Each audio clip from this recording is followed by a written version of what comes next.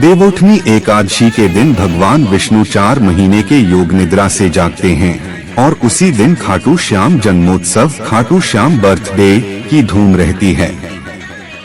खाटू मंदिर में विशेष आरती, भजन संध्या और प्रसाद वितरण का आयोजन होता है। सैकड़ों किलो चूरमा और दूध के पेड़े बाबा को भोग के रूप में अर्पित किए जाते हैं। हारे का सहारा खाटू श्याम हमारा, यह वाक्य हर भक्त के मन में बसता है। 1 और 2 नवंबर 2025 की रात जब जय श्याम के नारे गूंजेंगे, पूरा खाटू क्षेत्र रोशनी, भक्ति और उल्लास से भर जाएगा। खाटू श्याम मंदिर सीकर में हजारों श्रद्धालु बाबा के दर्शन के लिए कतारों में खड़े रहेंगे। खाटू श्याम जन्मोत्सव खाटू श्याम बर्थडे केवल एक उत्सव नहीं, बल्कि श्रद्धा, प्रेम और आत्मसमर्पण का प्रतीक है। खाटू श्याम जी की कथा महाभारत काल से जुड़ी हुई है और भारतीय भक्तों के बीच अत्यधिक श्रद्धा का विषय है। उनका असली नाम बर्बरीक था, जो भीम के पौत्र और घटोत्कच के पुत्र थे। बर्बरीक ने भगवान शिव की घोर तपस्या की और उनसे 3 अजेय बाण प्राप्त किए, जिनसे वे किसी भी युद्ध को पल भर में समाप्त कर सकते थे।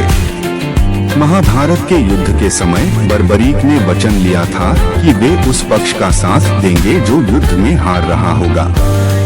भगवान श्री कृष्ण ने बर्बरीक की यह प्रतिज्ञा सुनी और उन्हें अपने वास्तविक रूप में दर्शन देकर उनका शीश दान में मांगा। बर्बरीक ने बिना किसी संकोच के अपना शीश दान कर दिया, जिसके बाद भगवान श्री कृष्ण ने उन्हें वरदान दिया कि वे कलयुग में श्याम के नाम से पूजे जाएंगे और उनकी पूजा से भक्तों की सभी मनोकामनाएं पूर्ण होंगी। इस कथा के माध्यम से यह संदेश मिलता है कि सच्ची भक्ति और समर्पण से भगवान की कृपा प्राप्त होती है। खाटू श्याम जी की पूजा से भक्तों को मानसिक शांति, आंतरिक बल और जीवन में सकारात्मकता का अनुभव होता है। उनकी पूजा में विशेष रूप से चूरमा और पेड़े का भोग अर्पित किया जाता है, जो उनके प्रिय प्रसाद माने जाते हैं। आप जब भी यदा यदा ही धर्मस्य मंत्र का पाठ करते हैं, तो यह स्मरण रखें कि अधर्म पर धर्म की विजय हमेशा संभव है, जैसे बाबा श्याम ने दिखाया। राजस्थान के सीकर जिले की एक वृद्धा हर साल बाबा के जन्मोत्सव पर अपने घर में छोटे दीप जलाती है। इस बार जब उसने खाटू श्याम जन्मोत्सव की सुबह जय श्याम कहा, तो उसकी पुरानी बीमारी में आश्चर्यजनक सुधार हुआ। वह मुस्कुराई और बोली, सच में हारे का सहारा सिर्फ बाबा श्याम ही हैं। खाटू श्याम जन्मोत्सव बाबा श्याम जी की जयंती और उनकी भक्ति को समर्पित है।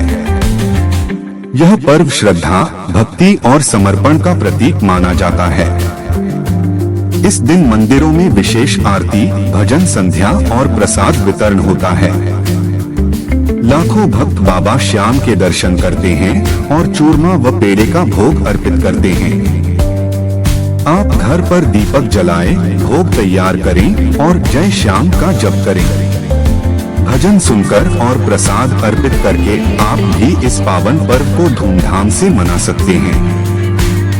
यह पर्व भक्तों को मानसिक शांति, आंतरिक बल और सकारात्मक ऊर्जा प्रदान करता है। खाटू श्याम की पूजा से जीवन में भक्ति और समर्पण की भावना बढ़ती है। जब आप 1 और 2 नवंबर को सुबह बाबा श्याम का नाम लेकर उठेंगे, तो आपके भीतर एक नई ऊर्जा महसूस होगी।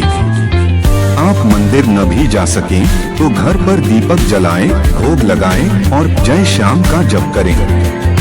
आप देखेंगे कि यह खाटू श्याम जन्मोत्सव आपके जीवन में नई आशा और शांति लेकर आएगा। खाटू श्याम जी के जन्म की कहानी।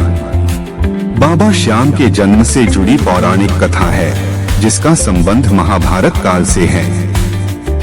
कहा जाता है कि वन वन भटकते पांडवों की मुलाकात हिडिंबा नाम की राक्षसी से हुआ। हिडिंबा भीम पर मोहित हो गई थी, भीम से शादी करना चाहती थी। फिर भीम और हिडिंबा की शादी हुई। इनके बेटा घटोत्कच जन्मा।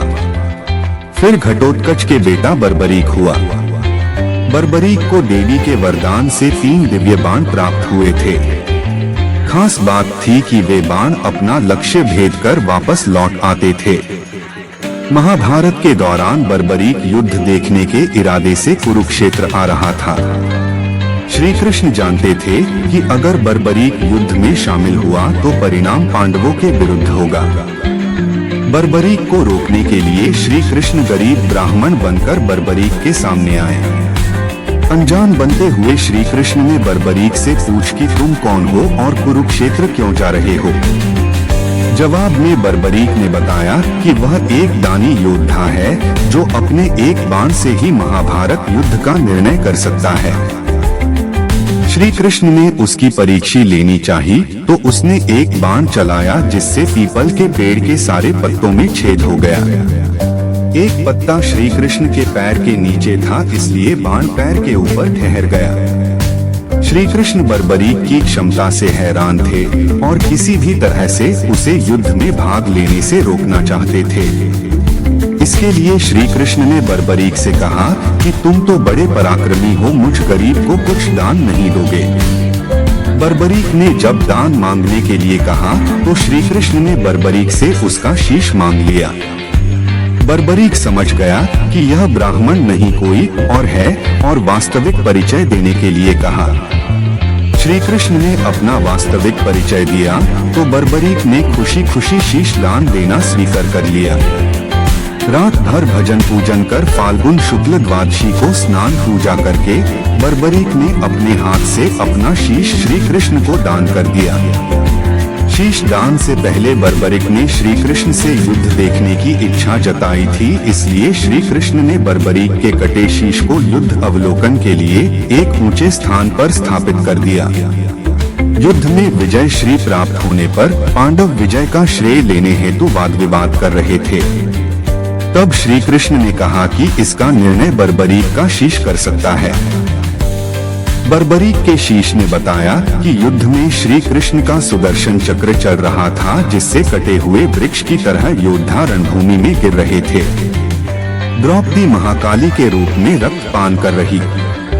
श्री कृष्ण ने प्रसन्न होकर बर्बरीक के उस कटे सिर को वरदान दिया कि कलयुग में तुम मेरे श्याम नाम से पूजित होगे, तुम्हारे स्मरण मात्र से ही भक्तों का कल्याण होगा और धर्म, अर्थ, काम, मोक्ष की प्राप्ति होगी।